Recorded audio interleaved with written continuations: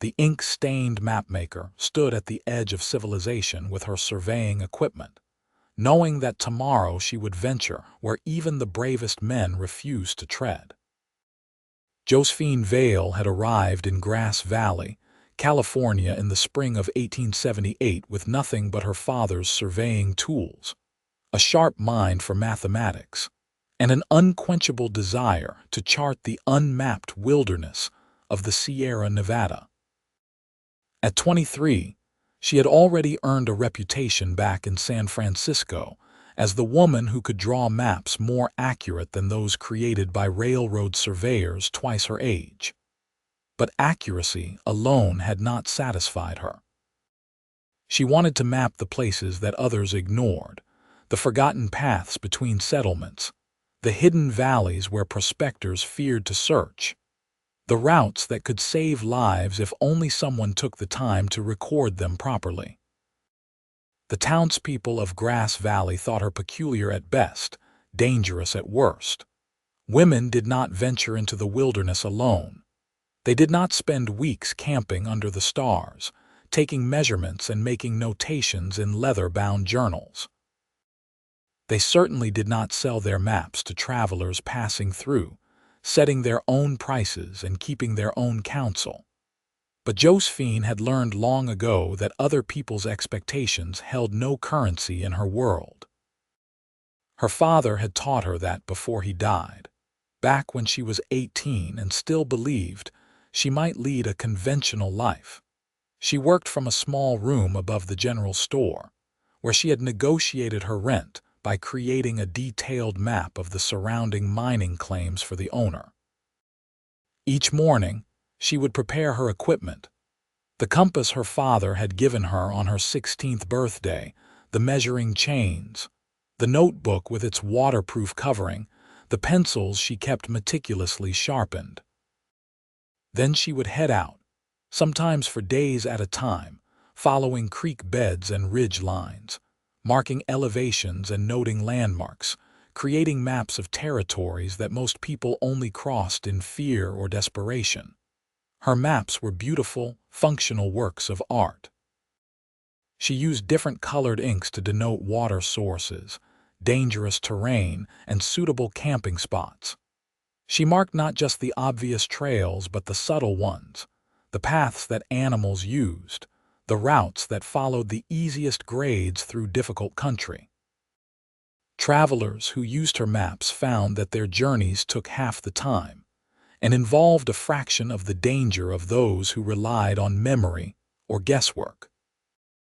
It was one of these maps that caught the attention of Matthew Walsh on a hot June afternoon when he rode into Grass Valley with trail dust, coating his clothes and exhaustion lining his face.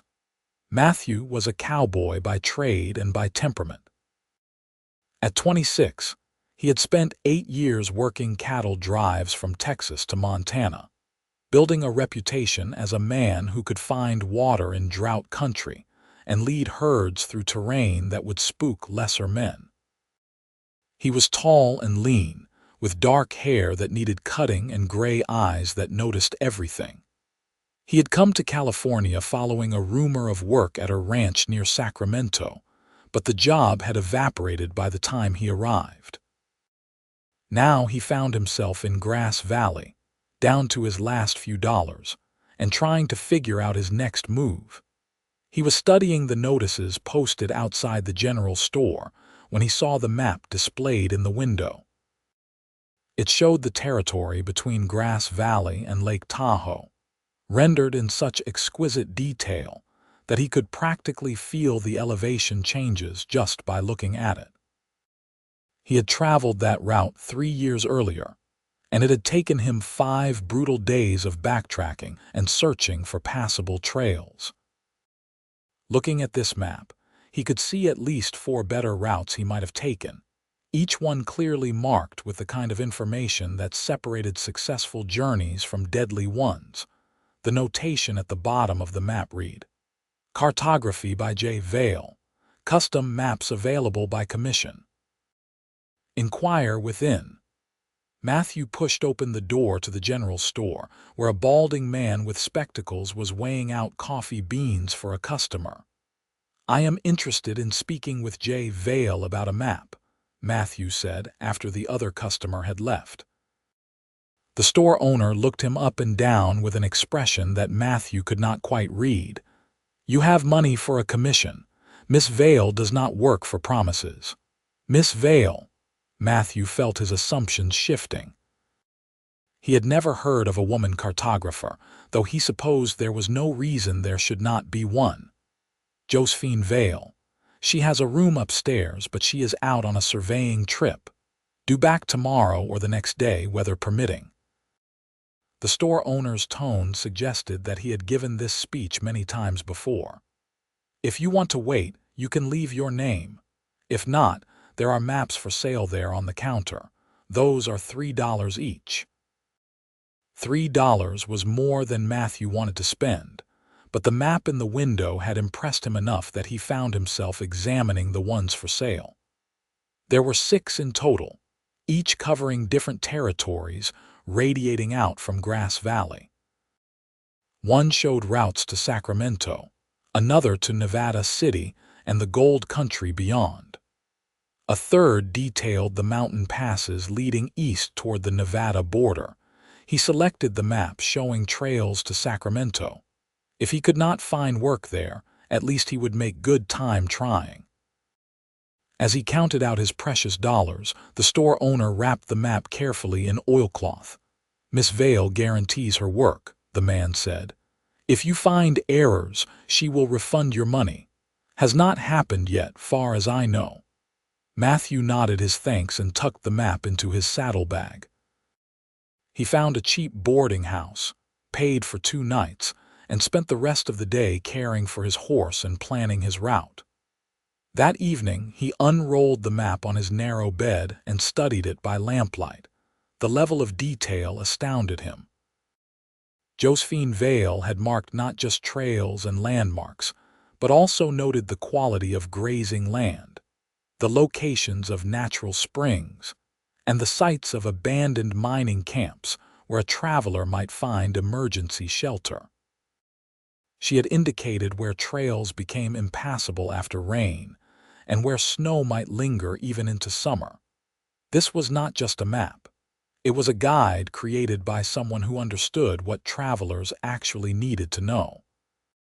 As he traced the routes with his finger, Matthew found himself wondering about the woman who had made it. What kind of person spent their time charting paths through wilderness? What had led her to this unusual profession?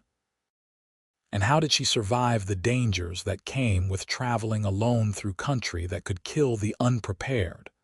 He realized with some surprise that he wanted to meet her, to thank her for her work, and to understand what drove her to do it. The thought settled into his mind and refused to leave. He had 2 days before he needed to head out. He could wait that long. The next day passed slowly. Matthew spent it wandering Grass Valley, a town that had grown prosperous from the gold mines that still operated in the surrounding hills. It was a real town now, not just a collection of tents and rough buildings like so many mining camps. There were churches and schools, shops and hotels, evidence of people who planned to stay rather than chase the next strike. He was having coffee in a small restaurant when he overheard 2 miners talking at the next table. "That Vale woman is crazy," one of them said. "Heard she is up in the high country beyond Emigrant Gap. That is Washoe territory, and they are not friendly this season." "She has been doing it for 2 years now," the other responded. "Reckon she knows how to take care of herself. Besides, I bought one of her maps last month. Saved me 3 days traveling to my brother's claim near Dutch Flat, worth every penny. Still not natural, a woman out there alone. Natural or not, she is better at it than most men. You seen how accurate her work is. That takes real skill." Matthew sipped his coffee and said nothing, but the conversation had increased his curiosity. The Washoe people had been at odds with miners and settlers throughout the region. The treaties that were supposed to protect their land had been violated so many times that violence had become common. For anyone to travel through that territory took either courage or foolishness, and he suspected that Josephine Vale possessed enough of both. That afternoon he returned to the general store and asked again when Miss Vale might return. "Could be today, could be tomorrow," the store owner said. "She keeps her own schedule. If you want to wait, there are benches out front." So Matthew waited. He sat on the bench, watching the life of Grass Valley flow past. Freight wagons hauled supplies to the mines. Women in proper dresses did their shopping. Children ran through the streets, playing games that seemed universal to childhood. It was a normal day in a town that would have seemed impossible 30 years earlier, when this had all been wilderness. The sun was low in the sky when he saw her. He knew immediately who she was, though he could not have said exactly how. Perhaps it was the way she walked, with a purposeful stride that suggested she had places to be. Perhaps it was the surveying equipment strapped to the pack mule she led, or the leather satchel that undoubtedly contained her maps and notebooks. Or perhaps it was simply that she looked like someone who belonged in the wilderness rather than on a town street. Josephine Vale was not what Matthew had expected, though he would have been hard-pressed to say what he had been expecting. She was tall for a woman, perhaps 5'7", with dark hair pulled back in a practical braid. Her face was sun-browned and freckled, with strong features that might not have been called beautiful in a conventional sense, but that held his attention nonetheless. She wore men's trousers and boots, a practical shirt, and a wide-brimmed hat that had seen considerable use. She looked capable and confident and entirely unconcerned with what anyone thought of her appearance. She tied her mule to the post outside the general store and began unloading her equipment with practiced efficiency. Matthew stood, suddenly uncertain how to approach her. She noticed him watching and met his gaze directly. Her eyes were green, sharp with intelligence and wariness. "Can I help you with something?" Her voice was clear and direct, neither friendly nor unfriendly. "I am Matthew Walsh. I bought one of your maps yesterday. I wanted to thank you for your work." Her expression shifted slightly, the wariness easing a fraction. "Which map?" "The route to Sacramento." "I have not used it yet, but the detail is remarkable. I have done some trail finding myself, and I can appreciate the skill involved. Thank you." She turned back to her mule, untying a canvas-wrapped bundle. "If that is all, I have several days' worth of notes to transcribe while they are still fresh. I was wondering if I could buy you dinner, to thank you properly." She paused, the bundle balanced in her arms, and looked at him with an expression that suggested she was reassessing him. "I do not need thanks for work that I was paid for."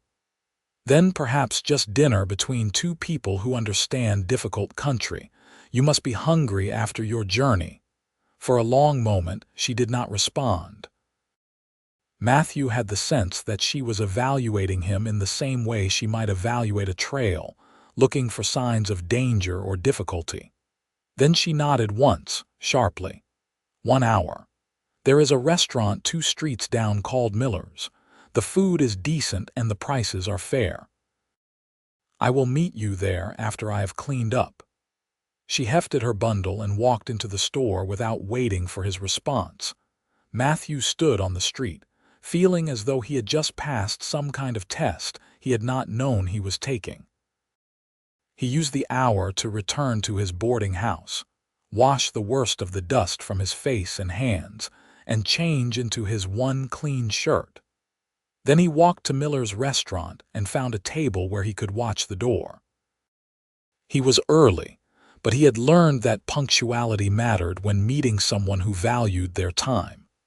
Josephine arrived exactly 1 hour after their encounter, and Matthew barely recognized her. She had changed into a dress, a simple green cotton that matched her eyes, and her hair was clean and still damp, pinned up in a style that was practical rather than fashionable. She looked softer somehow, though the directness in her gaze had not changed. She sat down across from him without ceremony. "I should tell you that I am not interested in courtship or romance. If that is what you are after, you should know now so we can both save our time." Her bluntness startled him into a laugh. "That is direct. I find it saves complications. Too many men see a woman alone and think she must be lonely or in need of rescue. I am neither." "I believe you, but I meant what I said. I wanted to thank you for your work and perhaps learn more about what you do. I have spent years leading cattle through territory that has no maps. I understand the value of what you create." She studied him for a moment, then nodded. "All right then. What would you like to know?" Over dinner, Matthew learned that Josephine had come west from Pennsylvania with her father when she was 16. He had been a surveyor, and she had been his assistant, learning the trade as they worked on railroad lines and town plans.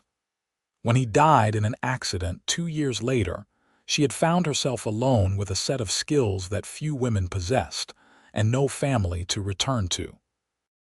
She had spent 3 years in San Francisco, working for various engineering firms under her father's name since no one would hire a woman for such work.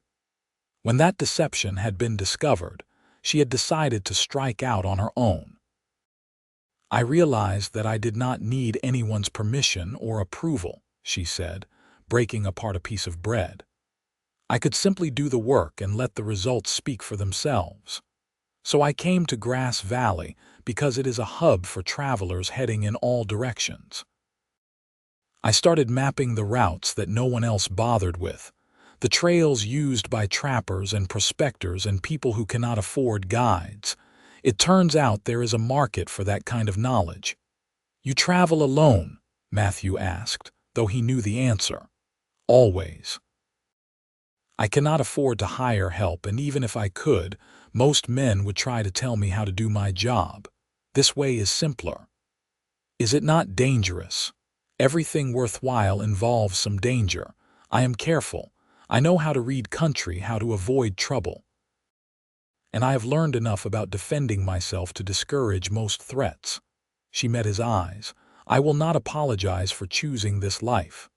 I was not asking you to. I am simply trying to understand it. Why? What does it matter to you?" It was a fair question. Matthew found himself searching for an answer that would satisfy both her and himself.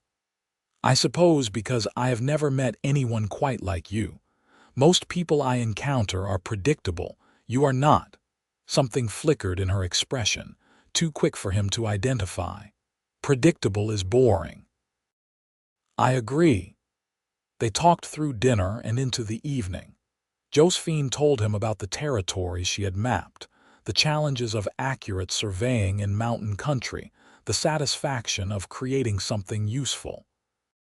Matthew talked about his years on the trail, the cattle drives that had taken him from Texas to Montana, the way he read landscape and weather. They discovered a shared language in their understanding of wilderness, a common vocabulary that bridged their different experiences.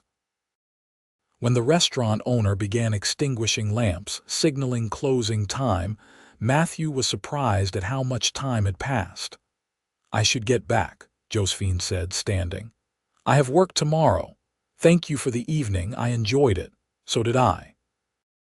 She hesitated, then added, "When are you leaving for Sacramento?" "Day after tomorrow, most likely." "The map should serve you well. If you find any errors or if conditions have changed since I surveyed that route, I would appreciate hearing about it. My work depends on accuracy." "I will let you know." They parted on the street outside the restaurant. Matthew watched her walk away, straight-backed and confident even in the darkness, and felt an unfamiliar tug in his chest. He had not lied when he said he was not looking for romance. He had learned that his lifestyle did not allow for such complications. But something about Josephine Vale had gotten under his skin, and he suspected it would not be easily dislodged. 2 days later, he rode out of Grass Valley following her map toward Sacramento. The route she had charted proved as excellent as he had expected, saving him nearly a day of travel and leading him to good camping spots with reliable water. When he reached Sacramento, he found work almost immediately at her ranch 20 miles outside the city. The foreman hired him to help move a herd north to summer pasture, work that would take at least 2 months. Matthew settled into the familiar rhythm of cowboy life. Long days in the saddle, nights under the stars, the constant attention required to keep cattle safe and moving in the right direction. It was good work, honest work, and it paid decently. He should have been content. But he found his thoughts returning to Grass Valley and to the woman who made maps there. He wondered what territories she was charting now, whether she had ventured into that dangerous high country the miners had mentioned, whether she was safe. The wondering annoyed him at first. He barely knew Josephine Vale. They had shared one dinner and a handful of conversations. Yet her image persisted in his mind. The directness of her gaze, the passion in her voice when she talked about her work, the independence that radiated from her like heat from a fire. When the cattle drive ended in late August, Matthew collected his pay and faced a decision. He could stay on at the ranch, where the foreman had offered him steady work through the winter. It was the sensible choice, the safe choice. Or he could ride back to Grass Valley on the pretext of reporting on her map, and see if what he felt was real or simply the result of too much time alone with his thoughts. He bought supplies, saddled his horse, and turned south toward Grass Valley. The ride took 3 days.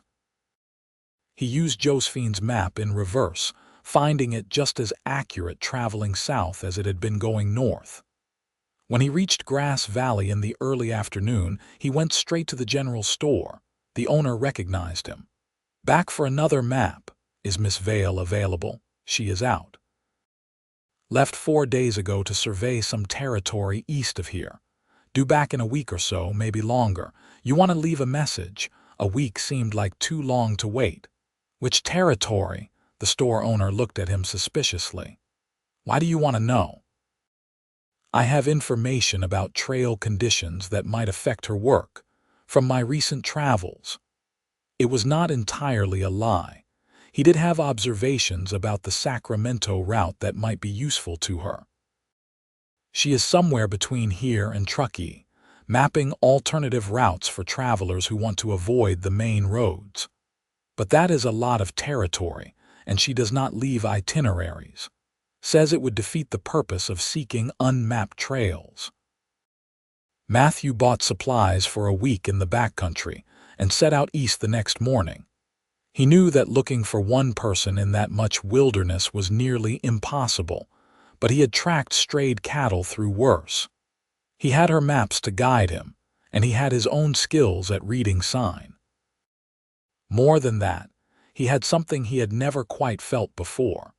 A certainty that he was supposed to find her, that their meeting in June had been the beginning of something rather than a brief intersection of 2 separate paths. He spent 3 days searching, following trails that looked like they might be new, checking areas where a surveyor might want to take measurements. The Sierra Nevada in late summer was beautiful, all blue sky and granite peaks, the air thin and clean. He camped beside cold streams and watched deer graze in meadows that seemed untouched since the world began. It was the kind of country that reminded him why he had chosen this life despite its hardships. On the 4th day, he found her camp. It was located in a small valley surrounded by pine trees, near a creek that ran fast and clear over rounded stones. He saw the smoke from her fire first, then the surveying equipment set up on a low rise. Her mule grazed on a picket line, and Josephine herself was bent over a notebook, sketching something with intense concentration. Matthew dismounted well away from the camp and called out a greeting. He had learned young that surprising people in the wilderness was a good way to get shot. Josephine's head snapped up and he saw her hand move to the rifle leaning against a nearby rock. Then she recognized him and surprise replaced alarm on her face. "Matthew Walsh, what are you doing here?" He led his horse forward slowly. "Looking for you, apparently. Why?" Her tone was wary again, defensive. "Because I could not stop thinking about you. Because I wanted to see you again. Because I rode 300 miles and then spent 4 days searching the backcountry on the chance that I might find you." The words came out more intense than he had planned, but he was tired of pretending he felt otherwise. She stood frozen, the notebook still in her hand. For a long moment neither of them spoke.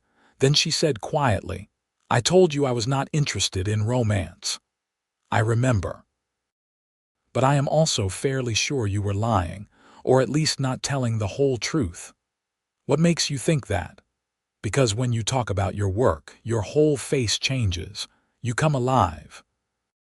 But when you talk about not wanting connection, you sound like you are reciting words you have memorized but do not quite believe." He took a step closer. "I think you are afraid, and I understand that because I am afraid too. This life we lead does not make relationships easy. But that does not mean we should not try." Josephine set down her notebook carefully as if it might shatter. "You do not know me. Then let me get to know you. I am not asking for promises or commitments. I am just asking for a chance. I have work to do. I cannot afford distractions. I am not asking you to stop working. I am asking you to let me be part of your life while you do." She turned away from him, her arms wrapped around herself. He could see the tension in her shoulders, the internal battle she was fighting. When she finally spoke, her voice was so quiet he almost missed it. "Everyone I have ever cared about has left. My mother died when I was 12. My father died when I was 18. I had a sister who died of cholera on the trip west. I learned that it is safer not to care, safer to be alone." Matthew's heart ached at the pain in her words. He moved closer, careful not to touch her but wanting her to feel his presence. "I cannot promise I will never leave. None of us can promise that. But I can promise that I am here now and I want to be here and I will not leave by choice." "Why me?" "You could have any woman in any town between here and Texas." "I do not want any woman, I want you. The you who maps wilderness that scares other people. The you who speaks her mind without apology. The you who understands that sometimes being alone in nature is the only thing that makes sense." He paused, then added softly, "The you who is strong enough to be honest about being scared." She turned back to face him, and he saw that her eyes were bright with unshed tears. "I do not know how to do this. Neither do I. We can figure it out together. I will not give up my work. I would never ask you to. I will not become some tame town woman who keeps house and makes polite conversation. Thank God for that." The ghost of a smile crossed her face. "You are very persistent. Only about things that matter." She took a breath, then another. "All right, stay. Help me finish this survey. We will see how we manage being together before we make any larger plans." It was not a declaration of love, but it was a beginning, and that was enough. Matthew set up his camp near hers, close enough to talk but far enough to give her space. They spent the evening discussing her work, and he helped her take measurements of the surrounding terrain. She explained her notation system, and he offered observations from his own experience traveling through similar country. Over the next week, they worked together. Matthew proved surprisingly useful, his knowledge of how cattle and horses moved through terrain giving him insights into trail viability that complemented her technical skills. She taught him the basics of surveying, and he taught her tricks for reading weather and finding water in drought country. They fell into an easy partnership, professional at first but gradually becoming something more personal. At night, they would sit by the fire and talk. Josephine slowly revealed more of herself. Her childhood in Pennsylvania, the joy she had found in learning mathematics and engineering, the grief that had shaped her into someone who trusted independence over connection. Matthew shared his own story. Growing up on a farm in Kansas, the restlessness that had driven him to become a cowboy, the loneliness that came with constant movement. On the 8th day, as they were packing up camp to move to a new survey site, Matthew caught Josephine watching him with an expression he had not seen before. It was softer, more open, and when their eyes met, she did not look away. "What?" he asked. "I am glad you came looking for me." "So am I. I have been thinking about what you said, about being afraid. You were right. I am scared, but I am also tired of being alone. I thought I wanted solitude, but maybe what I really wanted was to find someone who understood why I need it sometimes." Matthew set down the equipment he had been packing and moved to stand in front of her. "I do understand, and I promise to give you space when you need it, but I also promise to be here when you do not want to be alone." That seems like a lot of promises for someone you met 3 months ago. Some things you just know. She reached out and took his hand the first time she had initiated contact between them. Her hand was calloused from her work, strong and capable. "Then we should probably figure out what this is going to look like. You are a cowboy. I am a mapmaker. Neither of us has a particularly settled life." "No, but maybe we can build a life that works for both of us. You need to travel to do your work. I can travel with you when I am between jobs. When you are back in Grass Valley working on your maps, I can find work at nearby ranches. It will not be conventional, but we already are not conventional people. What if it does not work? What if it does?" She smiled then, a real smile that transformed her face. "You have an answer for everything. Not everything, but I am willing to try to find the answers if you are." "All right, we will try." They finished packing camp and moved to the new survey site, but something had shifted between them. The wariness that had defined Josephine's interactions with him had melted away, replaced by a tentative trust that grew stronger each day. She allowed herself to laugh more, to share her thoughts without filtering them through defensive barriers. Matthew, for his part, felt like he had found something he had not known he was looking for. A partner who challenged him, who shared his love of wild places, who did not need him to be anything other than who he was. 10 days after he had found her, they kissed for the first time. It was evening, and they were standing on a ridge watching the sun set over the mountains. Josephine had been showing him the territory she had mapped, pointing out features and explaining her choices. When she finished, she turned to find him watching her instead of the view. "What?" she asked, the same question he had asked her days earlier. "You are beautiful when you talk about your work. You light up like sunrise." She flushed, clearly unused to compliments.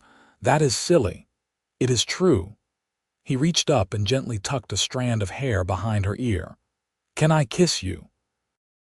Instead of answering, she rose on her toes and pressed her lips to his.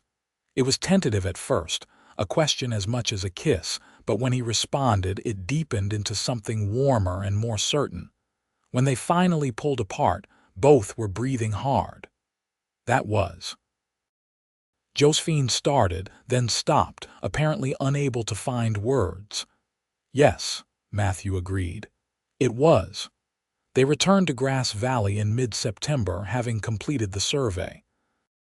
The work had taken longer with both of them involved, but the results were more comprehensive than anything Josephine had produced alone. She had information not just about trails but about grazing land, water sources, and seasonal considerations that Matthew's experience had highlighted. The general store owner raised his eyebrows when they arrived together, but said nothing. Josephine returned to her room to begin creating the new maps, and Matthew found work at a ranch 15 miles outside town. Every evening, he would ride in to see her, and twice a week she would come have dinner with him at his boarding house. They established a rhythm, learning each other's habits and preferences, building trust through shared experience. In October, as autumn turned the aspens gold and the air grew crisp with approaching winter, Matthew proposed. It was not a grand gesture. They were walking along the creek that ran through Grass Valley, discussing her plan to survey territory south toward Yosemite the following spring, when he simply said, "I think we should get married." Josephine stopped walking and stared at him. "What? I love you. I want to build a life with you. I think we should get married. We have known each other for 5 months. I know, and I have been surer of this every day for the past 4 months." She was quiet for a long moment, her expression unreadable. Then she said, "If we get married, things will change. People will expect me to behave like a proper wife. They will expect me to give up my work and keep house and have babies. Then people will be disappointed. I am not asking you to change. I am asking you to marry me exactly as you are. I will still need to travel. I cannot do my work from a parlor. I know, we will figure it out. And I do not want a traditional marriage where the husband makes all the decisions and the wife obeys. Good, because I would be terrible at that." She laughed, the sound bright in the autumn air. "This is crazy. Maybe, but it also feels right. Does it not feel right to you?" She took his hand, threading her fingers through his. "It terrifies me how right it feels." "Is that a yes?" "That is a yes, but we do it on our terms. And if people do not like it, that is their problem." They married in November in a small ceremony at the Grass Valley Courthouse, with the general store owner and his wife as witnesses. Josephine wore a simple blue dress, and Matthew wore his Sunday shirt. There were no flowers, no fancy cake, no guests beyond the 4 people required for the ceremony. Afterward, they had dinner at Miller's restaurant, the same place where they had shared their first meal together, and then returned to the room above the general store that would serve as their home base. That night, as they lay together in the narrow bed, Matthew asked, "Do you regret it?" "No." "Do you?" "Not for a second." He kissed her temple. "Though I should warn you that I snore sometimes." "I already knew that. You snored the entire time we were surveying in the mountains. And you still married me. Clearly, I am not thinking clearly." He laughed and pulled her closer. Despite the cramped quarters and uncertain future, Matthew felt more content than he ever had before. He had found something rare, a partner who was also an equal, someone who challenged and complimented him in equal measure. Winter in Grass Valley proved to be an adjustment for both of them. Josephine had always worked alone, keeping her own schedule and answering to no one. Now she had to navigate sharing space with another person, coordinating schedules, and dealing with the social expectations that came with being a married woman. Matthew, accustomed to the solitude of the range, had to learn to communicate his needs and respect her rhythms. They fought sometimes, usually over small things made large by the stress of adjustment.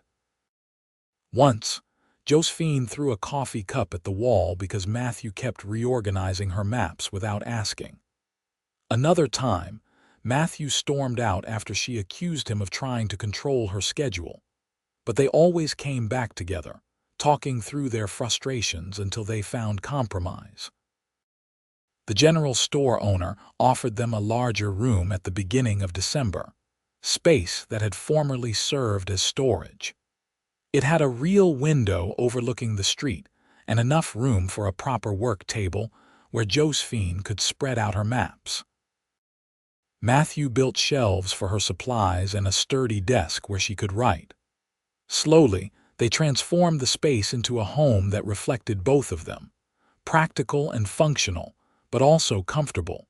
Word spread through Grass Valley that the Mapmaker had married, and reactions were mixed. Some women in town, the ones who had always thought Josephine peculiar, seemed vindicated, as if marriage proved she was normal after all. Others were disappointed, as if they had been rooting for her to remain defiantly independent. The men mostly did not care, as long as her maps remained reliable. What surprised Josephine was how her business increased after she married. Apparently, some travelers who had been reluctant to deal with an unmarried woman felt more comfortable purchasing maps from a respectable married lady. She found this both amusing and infuriating, but was practical enough to take advantage of the increased income. In January, Matthew took a job helping to break horses at a ranch near Nevada City. It meant being away for 2 weeks at a time, but the pay was excellent, and Josephine used his absences to work on her maps without distraction. When he returned, they would spend days together, talking through their separate experiences, reconnecting physically and emotionally. It was not a conventional marriage, but it worked for them. By spring, they had saved enough money for Josephine to commission a proper surveying theodolite, a precision instrument that would greatly improve her accuracy. The day it arrived from San Francisco, she was as excited as Matthew had ever seen her. She unpacked it with trembling hands, checking each component to ensure it had survived the journey intact.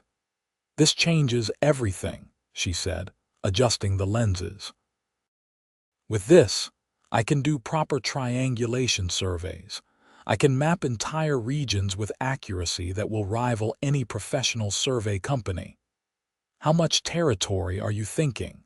Matthew asked, watching her face glow with enthusiasm. "I want to map the entire route from here to Yosemite. No one has done a proper detailed survey of the alternative trails.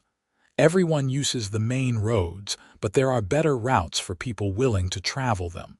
Routes that are safer, more scenic, and that do not require paying toll fees.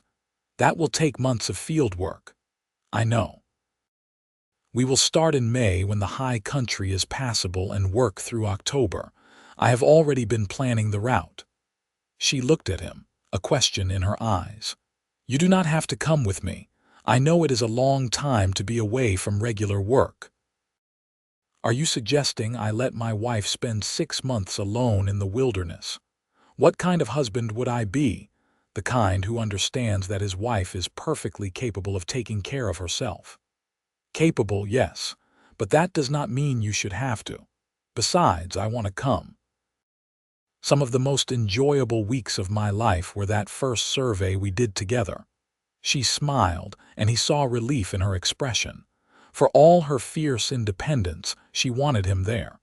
"We will need to plan carefully. It will be expensive to outfit for that long. I have money saved. And we can supplement by hunting along the way. I am a decent shot." They spent the next 2 months planning the expedition. Josephine mapped their route carefully, identifying key points where she would need to take measurements. Matthew handled the logistics: what supplies they would need, how much they could carry, where they might be able to replenish along the way. They purchased a second mule to carry equipment and experimented with different packing systems to maximize efficiency. In early May, with spring fully arrived and the mountain passes clearing of snow, they set out. The journey they had planned would take them south through the Sierra Nevada, following old Miwok trails and miners' paths, charting alternatives to the established routes. It was ambitious, possibly overly so, but both of them were excited by the challenge. The first weeks were glorious. The mountains were green with spring growth, wildflowers carpeting the meadows in brilliant colors. They established a routine: rise at dawn, travel until they reached a good survey location, spend the afternoon taking measurements and making notes, camp for the night. Matthew hunted when they needed fresh meat and helped with the survey work. Josephine mapped with passionate precision, using her new theodolite to create maps of unprecedented accuracy. They encountered few other travelers. Most people stuck to the main roads, leaving the backcountry trails to trappers, prospectors, and the occasional group of Miwok people traveling traditional routes. These meetings were usually brief and cordial. The Miwok they met seemed amused by the couple mapping trails that their people had used for generations, but they were willing to share information about seasonal water sources and which passes were safest. In June, they met a group of 3 Miwok women gathering plants in a high meadow. One of them, an older woman named Singing Moon, spoke some English. She was intrigued by Josephine's work and spent an afternoon showing her traditional trails that were far superior to many of the routes miners had carved through the landscape. "Your people think they know this land because they have lived here 30 years, Singing Moon said, shaking her head. "My people have walked these mountains for thousands of years. The land teaches you if you listen." Josephine listened, incorporating the traditional knowledge into her maps with careful attribution. It made her work richer, more comprehensive. When they parted ways, Singing Moon gave Josephine a small basket woven from willow, beautiful and functional. "For carrying your seeing tools," she said, gesturing to Josephine's surveying equipment. "May you see clearly and walk safely." By July, they had reached the area around Lake Tahoe, where the Sierra Nevada rose in spectacular granite peaks. The mapping here was challenging, the terrain steep and complex. They spent 3 weeks working their way through the passes, taking measurements and noting landmarks. The work was exhausting but exhilarating. One evening, as they sat by their campfire with the lake visible in the distance, Matthew said, "I have been thinking about something." "That sounds dangerous," Josephine teased. "I am serious. When we finish this survey and you publish these maps, you are going to be famous. This work you are doing is important, groundbreaking even. Professional surveyors will take notice." "I doubt that. I am just making maps for travelers." "You are doing more than that. You are documenting territory that has never been properly mapped. You are preserving knowledge from people who have lived here for generations. You are creating something that will last long after we are gone." He took her hand. "I am proud of you, proud to be married to you, proud to help you do this work." She looked at him, eyes shining in the firelight. "I could not do this without you, I mean that. Not just the practical help, though that matters. But having you here sharing this with me, it makes everything better. I did not know that was possible." "I love you," he said simply. "I love you too." It was one of the first times she had said it, and the words were still new enough to feel weighty with meaning. They made love that night under the stars, wrapped in blankets against the mountain chill, connected in body and spirit. Afterward, lying in Matthew's arms, Josephine thought about how different her life had become in the past year. She had gone from fiercely guarding her solitude to sharing every aspect of her life with another person. It terrified her sometimes, this vulnerability, but it also filled her with joy she had not known was possible. In August, they turned south toward Yosemite. The terrain here was spectacular: deep valleys, towering granite cliffs, waterfalls that fell hundreds of feet. It was also challenging to survey, requiring them to backtrack frequently and find new approaches when routes proved impassable. Progress slowed, and they adjusted their timeline accordingly. They were camped in a valley below what the Miwok called Pohono, the waterfall that white settlers were beginning to call Brittlevale, when Matthew came down with fever. It started as simple exhaustion, which was understandable given their demanding pace. But by evening he was burning up, shaking with chills despite the summer heat. Josephine felt panic claw at her chest. This was the nightmare she had feared, the reason she had avoided connection. Everyone she loved left, and she could not bear to lose Matthew too. But panic would not help him. She forced herself to think, to remember the remedies her father had taught her, to act with the same precision she brought to her surveying work. She stripped off his sweat-soaked clothes and bathed him with cold water from the creek. She made willow bark tea for the fever and forced him to drink it despite his protests. She stayed awake through the night, monitoring his temperature, adjusting his blankets, praying to a God she was not sure she believed in. By dawn, the fever had broken. Matthew slept peacefully, his breathing deep and regular. Josephine, exhausted and emotionally wrung out, finally allowed herself to cry. Not tears of grief but of relief so profound it left her shaking. When Matthew woke in the afternoon, he found her sitting beside him, dark circles under her eyes. "You look terrible," he said, his voice hoarse. "You gave me a scare." She helped him sit up and handed him water. "I am sorry. Do not apologize, just do not do it again." "I will do my best." He took her hand. "You took care of me." "Of course I did. You are my husband. I know, but I also know how hard it must have been for you, given your history, given your fears about losing people you love." She did not deny it.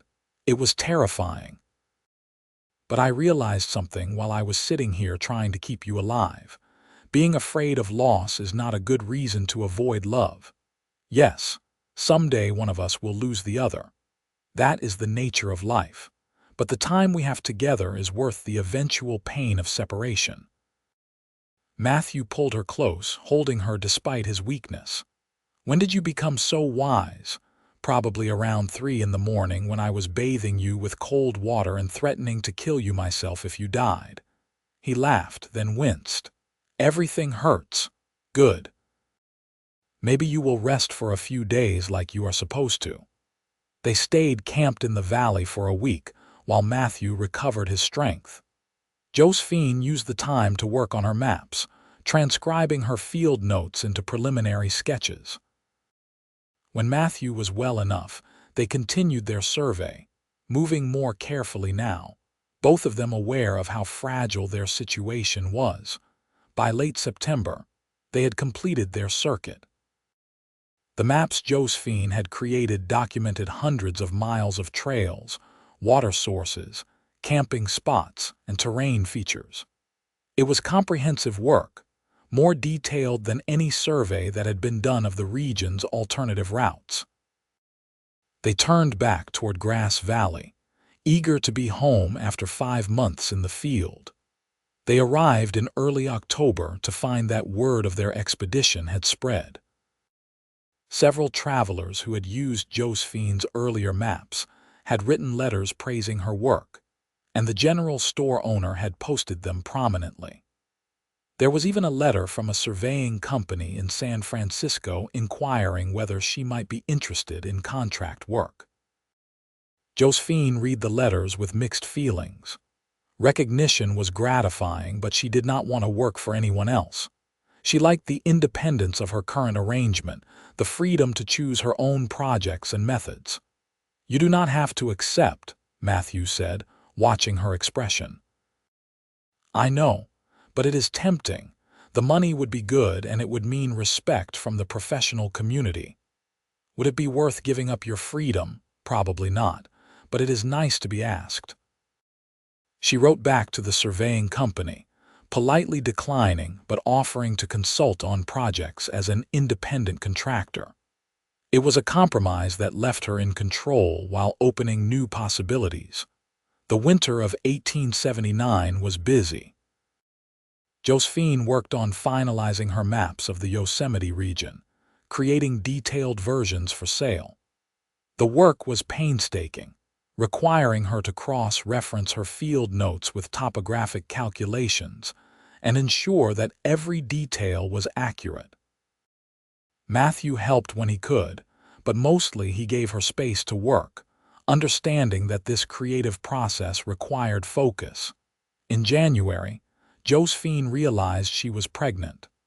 The discovery filled her with complicated emotions. She had not planned for children, had barely considered them as part of her future.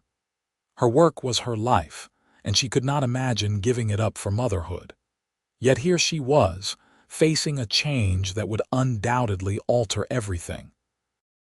She told Matthew one evening after dinner, simply and directly as was her way. "I am pregnant." He stared at her for a moment, then broke into a wide smile. "Really?"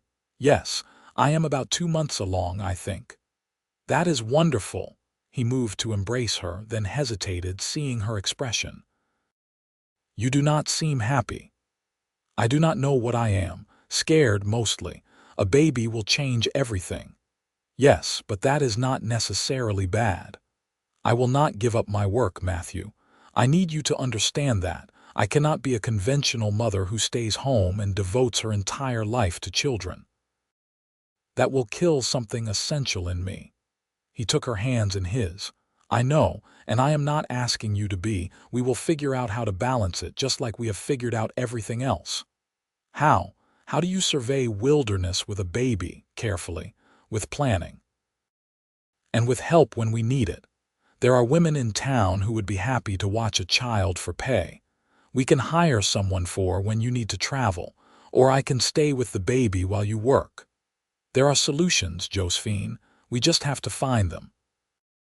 She wanted to believe him, but doubt gnawed at her.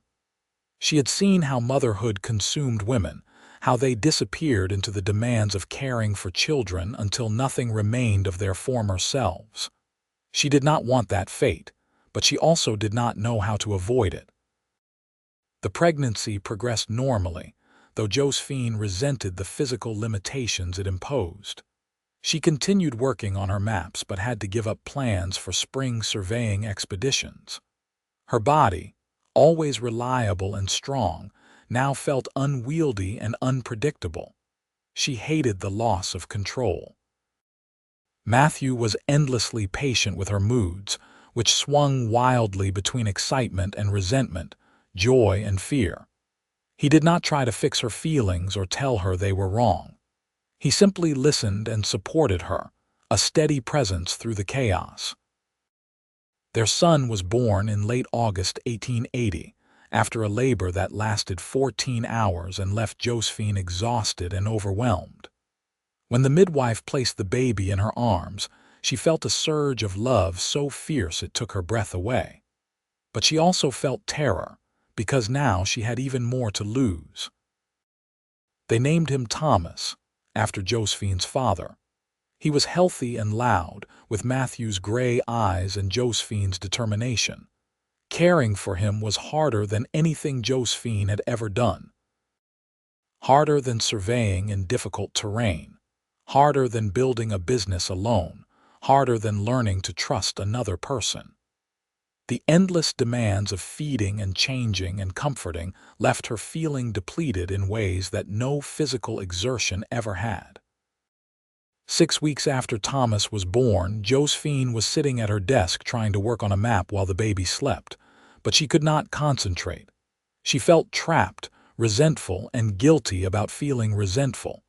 When Matthew came home from work, he found her crying. "I cannot do this," she said. "I thought I could, but I cannot. I love him, but I also need more than this. I need my work. I need to feel like myself again." Matthew sat beside her and pulled her close. "Then we make that happen. Starting tomorrow, we find someone to help with Thomas during the day so you can work. And in the spring, when he is old enough, we start taking him on survey trips. He will grow up knowing both his parents and knowing that you love your work as much as you love him. People will say I am a terrible mother. People say many things. You learned long ago to ignore them." She leaned into his strength, letting herself be held.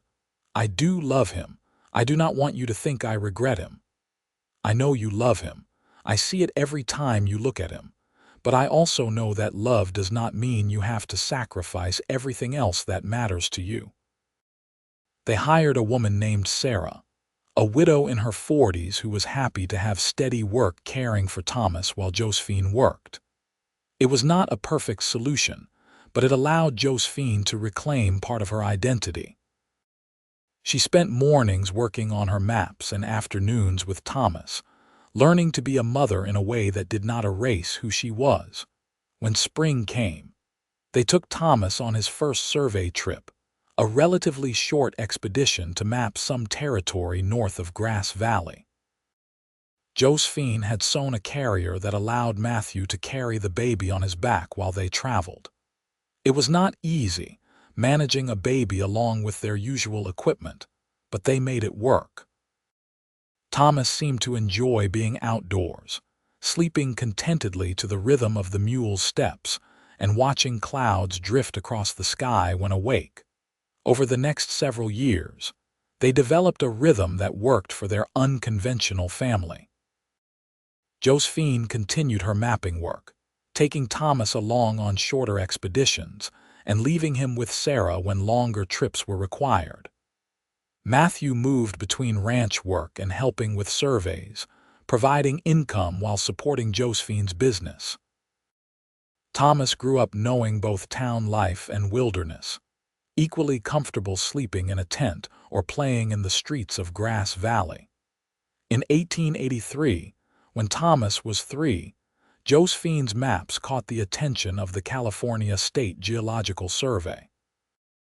They invited her to contribute to their official mapping efforts, offering not just payment, but also formal recognition of her work. It was the validation she had never allowed herself to want, acknowledgement from the professional community that she was not just a woman making maps, but a skilled cartographer doing important work. She accepted the contract, negotiating terms that allowed her to maintain independence while contributing to larger projects. The work took her reputation to new levels. Within a year, travelers throughout California knew about Josephine Vale's maps, prized for their accuracy and detail. The business success allowed them to rent a small house in Grass Valley, proper space for their growing family. In 1884, Josephine gave birth to their second child, a daughter they named Margaret. This time, the adjustment to new motherhood was easier, perhaps because Josephine knew from experience that she could maintain her identity while caring for a child. By 1886, Josephine had published a comprehensive atlas of alternative trails throughout the Sierra Nevada, a work that would be used by travelers for decades. The atlas included not just her maps but also essays about the history of the region, the people who had traveled it, and the importance of preserving knowledge about traditional routes. It was scholarly work, practical work, and creative work all bound together. Matthew, watching her receive a copy of the published atlas, saw tears in her eyes. "My father would have been proud," she said softly. "I am proud," Matthew replied. "You took the skills he taught you and created something remarkable. We created it. You were part of this work. I helped, but it was your vision, your dedication. Do not diminish what you accomplished." That evening, after the children were asleep, they sat together on the porch of their house, looking out at the town that had become their home. "You ever regret the life we chose?" Josephine asked. "It has not been conventional." "I do not believe in regret," Matthew said. "We made choices that were right for us. We built a life that honors who we both are. What is there to regret? Some women would have wanted more stability, more time with you at home. You are not some women. You are you, and that is exactly who I wanted." He took her hand. "I fell in love with a woman who charted trails nobody traveled. I am grateful every day that you let me follow your maps to find you." She smiled at the reference to their beginning. "I almost sent you away, but you did not. And I am glad. So am I." The years continued to pass, measured in survey expeditions and map publications, in children growing and seasons changing. Thomas proved to have his mother's love of exploration and his father's way with animals. Margaret inherited both her parents' stubborn independence and her mother's mathematical mind. They were unusual children, raised with unusual freedom, but they were loved fiercely and taught to value both wilderness and learning. In 1890, when Thomas was 10 and Margaret was 6, the family took a major expedition together, retracing the route that Josephine and Matthew had surveyed during their first summer together. It was partly nostalgia, partly practical work to update older maps with new information. The children thrived in the wilderness, learning navigation and natural history, understanding through experience why their parents' work mattered. One evening on that trip, camped in the same valley where Matthew had first kissed Josephine 12 years earlier, the family sat around the fire telling stories. Thomas wanted to hear again how his parents met, a tale he never tired of. "Your mother was the most stubborn woman I had ever met," Matthew said, smiling at Josephine across the fire. "She told me she was not interested in romance, and I believed her for about 5 minutes. I was stubborn because I was scared," Josephine added. "I had lost everyone I loved, and I thought being alone was safer than risking more loss." "What changed your mind?" Margaret asked. "Your father did. He showed me that being brave enough to love someone is worth the risk of loss, that a life lived in fear of pain is not really living at all." "That is very wise, Mama," Thomas said seriously, already showing signs of becoming a thoughtful young man. "I learned it the hard way," Josephine admitted. "But learning things the hard way sometimes means you understand them better." Later, after the children were asleep, Matthew and Josephine lay together under the stars, listening to the creek and the wind in the pines. "You remember that night here?" Matthew asked quietly. "Of course. You told me you were proud of me. No one had said that before." "I am still proud of you every day. And I am still scared sometimes, of losing you, of losing the children, of all the ways life can hurt us. But you do not let the fear stop you anymore. No, I learned that from you." In 1893, Josephine was invited to present her work at a Geographical Society meeting in San Francisco, an unprecedented honor for a woman. She traveled to the city with Matthew, leaving the children in Sarah's capable care. Standing before a room full of professional surveyors and cartographers, most of them men who had initially dismissed her work, she presented her methods and findings with calm confidence. The presentation was well received. Several attendees approached her afterward with questions and compliments. One elderly surveyor, a man who had been mapping California since before the gold rush, shook her hand and said, "You have done the state a great service with your work. This is cartography as it should be, precise, useful, and beautiful."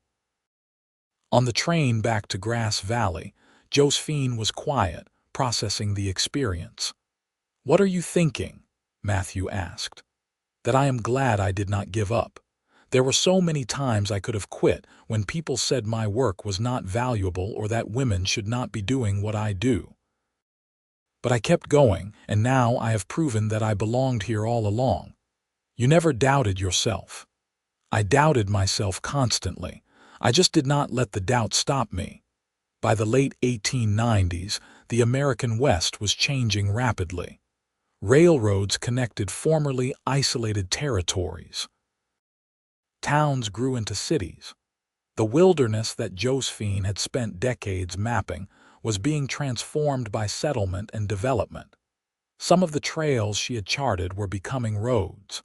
Mining operations scarred landscapes she had surveyed pristine. The changes saddened her, though she understood they were inevitable. She focused her later work on documenting what remained, creating maps that served partly as historical records of how the land had been before intensive development. She also began working with preservation advocates, using her detailed knowledge of the territory to identify areas that should be protected. In 1900, as the new century began, Matthew and Josephine celebrated their 20th wedding anniversary. Thomas was now 19, working as a guide and surveyor himself, carrying on his mother's legacy. Margaret, at 16, was studying mathematics and engineering, planning to attend university. The children they had worried about raising unconventionally had become capable, thoughtful adults. They held a small celebration at their house, with a few close friends and family. The general store owner, now elderly but still running his business, toasted them. 20 years ago, I thought you two were making a mistake, he admitted. A woman mapmaker and a cowboy, neither of you willing to settle down properly.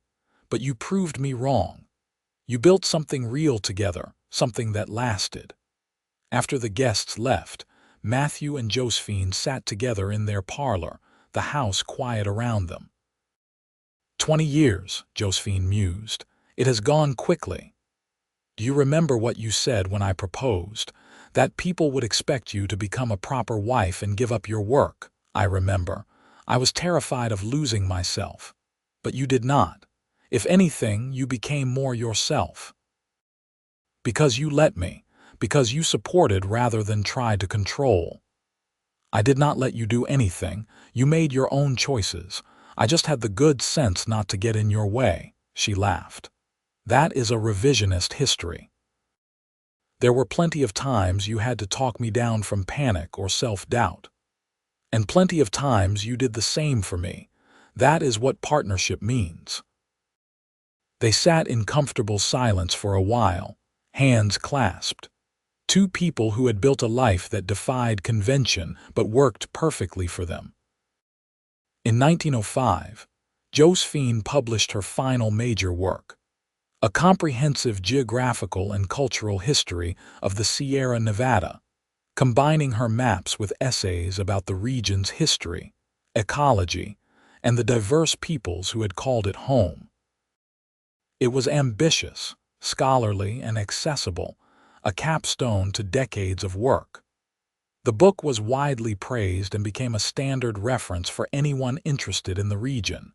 At 50, Josephine was ready to slow down.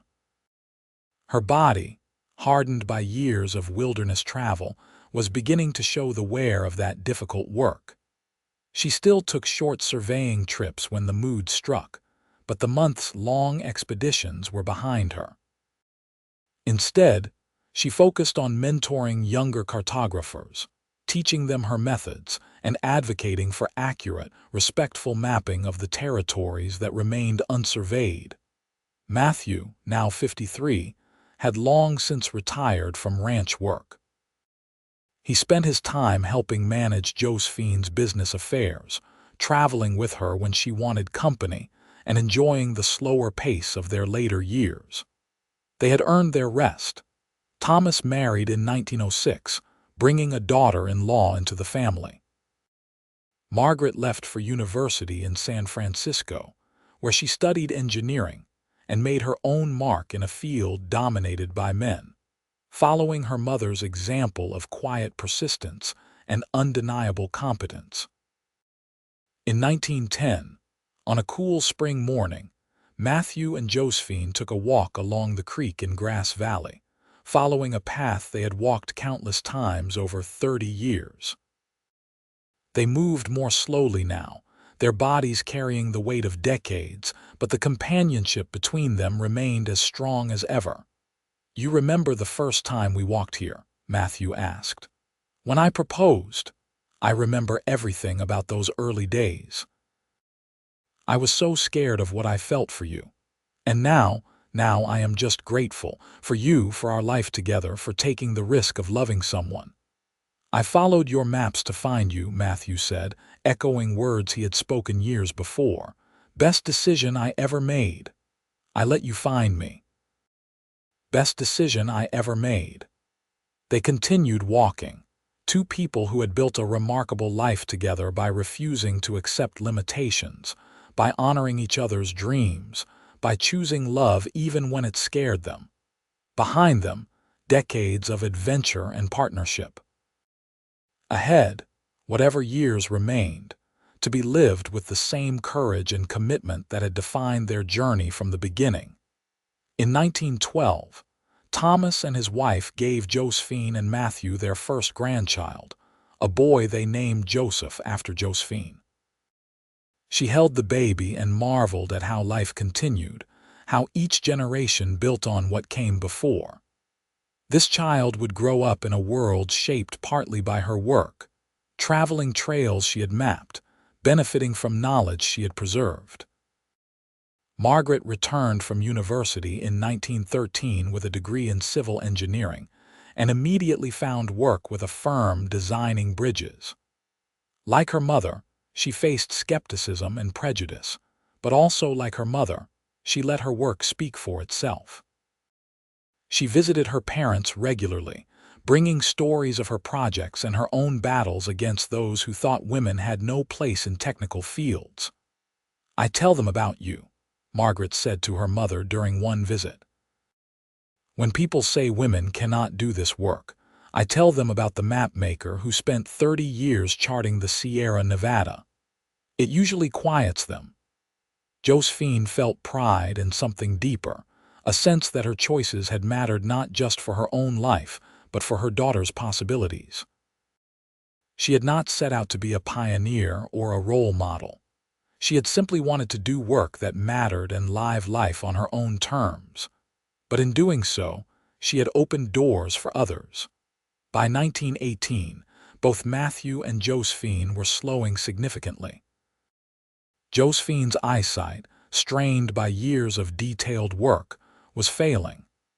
Matthew's joints ached from decades of hard physical labor, but they remained sharp in mind and spirit, still engaged with the world around them. The Great War was ending, bringing changes that would reshape the nation and the world.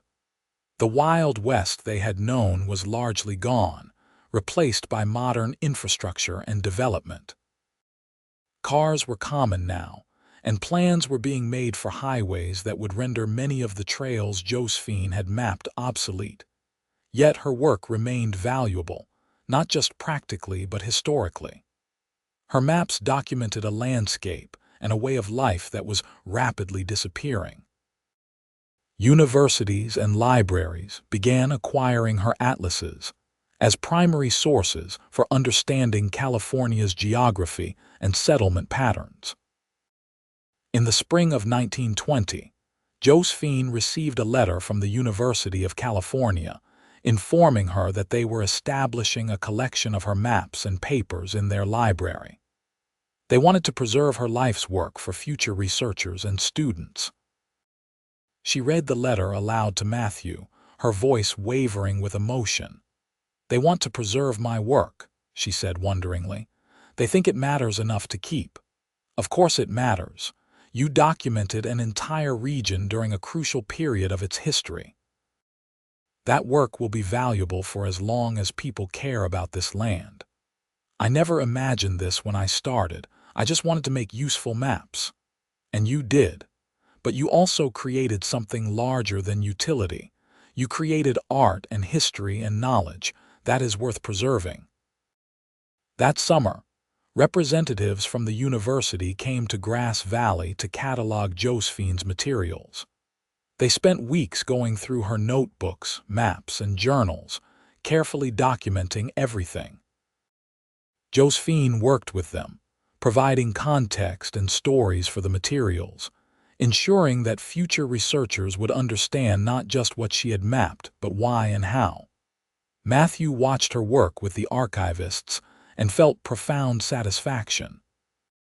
The woman he had followed into the wilderness 42 years earlier had achieved something remarkable.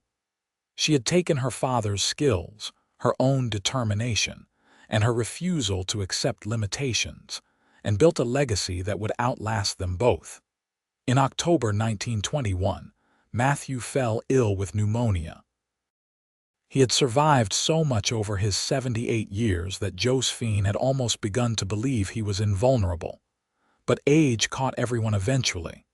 She nursed him as he had once nursed her, decades earlier in that valley below Brittlevale Falls. But this time, the fever did not break. He died on a cool autumn morning with Josephine holding his hand. His last words were simple: "I love you. Always did, always will." The grief nearly destroyed her. For all her earlier fears about loss, nothing had prepared her for the reality of losing her partner of 43 years. The man who had followed her maps to find her, who had supported her dreams, who had loved her exactly as she was. Thomas and Margaret stayed with her through the worst of it, taking turns sitting with her, making sure she ate and slept, helping her navigate the terrible emptiness of a life suddenly solitary. She had lived alone before Matthew, but she could not remember how. He had become so thoroughly woven into her existence that his absence left her feeling incomplete. Months passed. Slowly, painfully, Josephine learned to carry the grief rather than be crushed by it.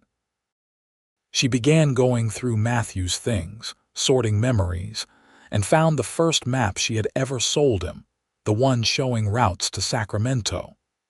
He had kept it all these years, preserved carefully, a reminder of how they had met. She also found a journal she had not known he kept. In it, he had written about their life together, their adventures, his thoughts and feelings. Reading it was like hearing his voice again.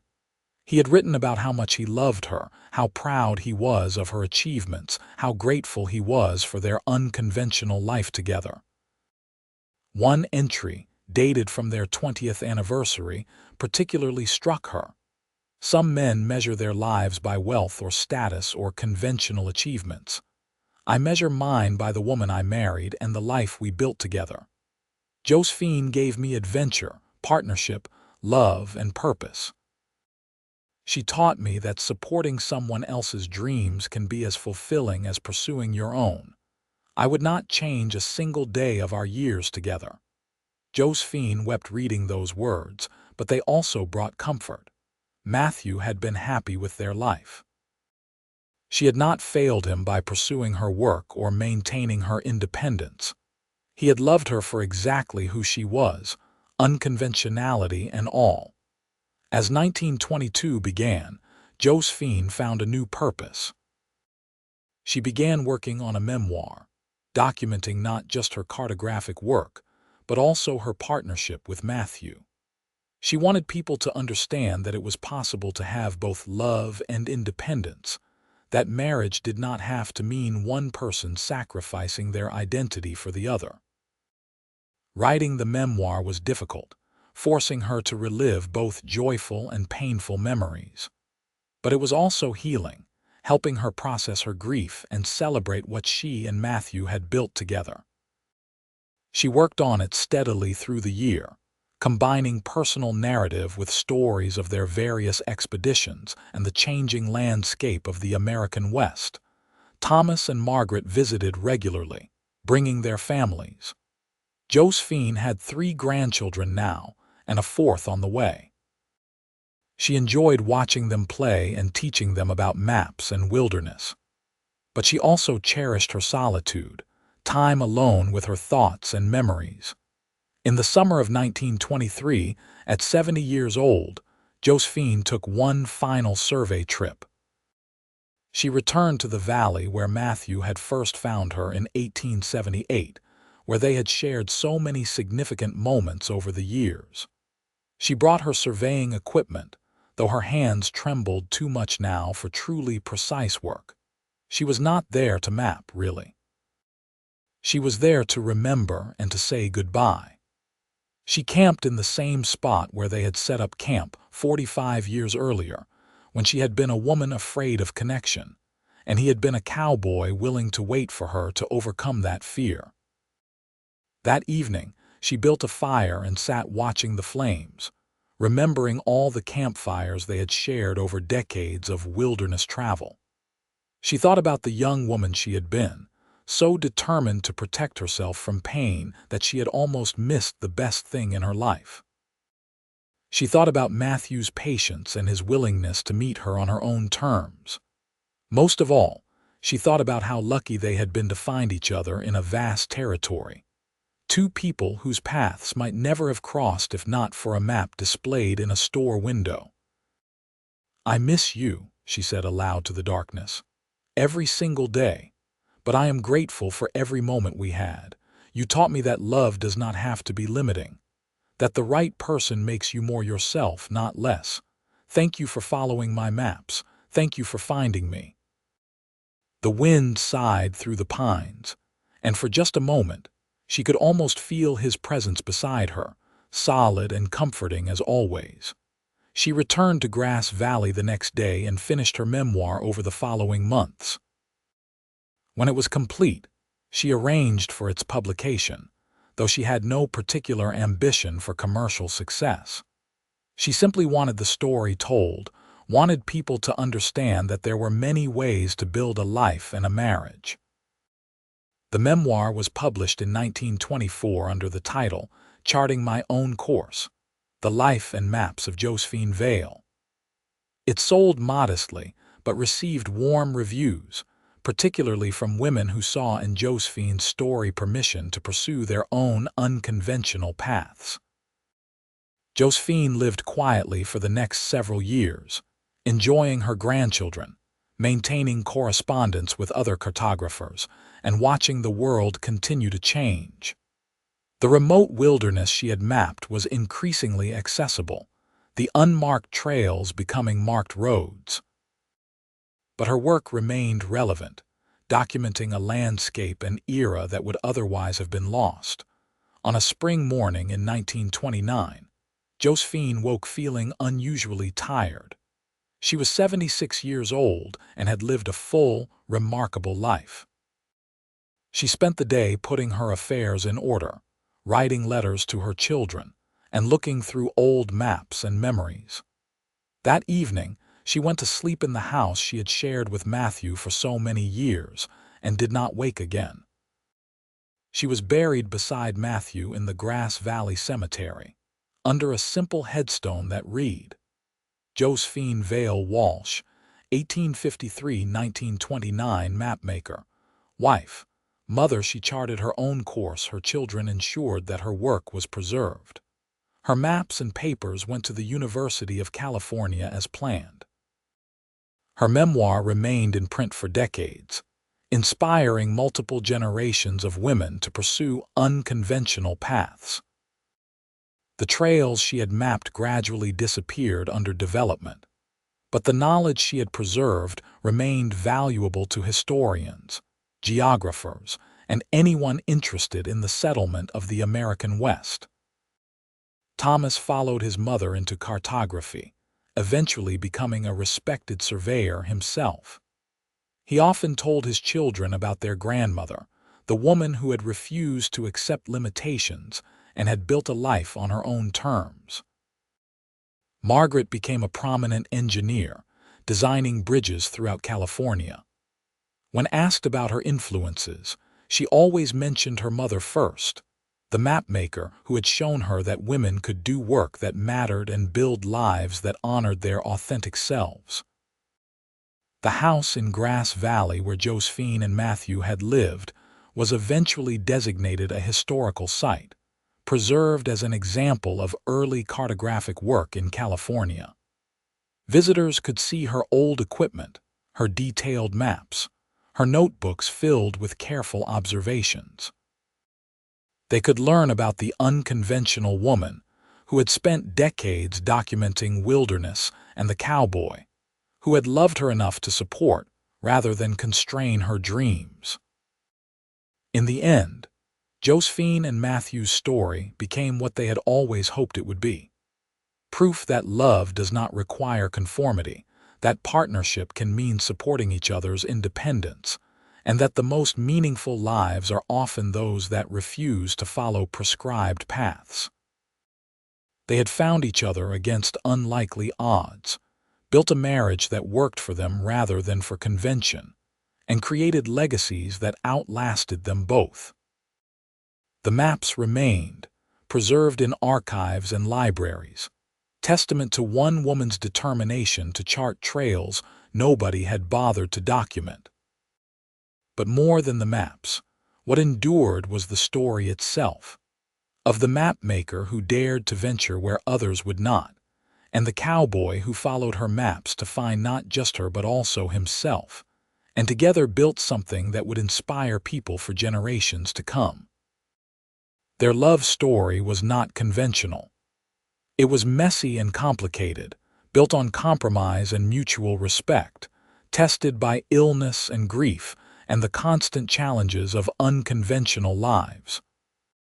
But it was real and deep and true, a partnership between equals who chose each other every day, in small ways and large. They proved that the best love stories are not about one person saving another, or about losing yourself in someone else. They are about two people brave enough to be fully themselves, while building something larger together.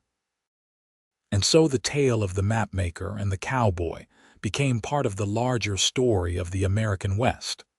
A reminder that the most important trails are often the ones we chart ourselves, and that sometimes the greatest adventure is finding someone willing to walk those trails beside us. Not to lead or follow, but to journey together as true partners in all things.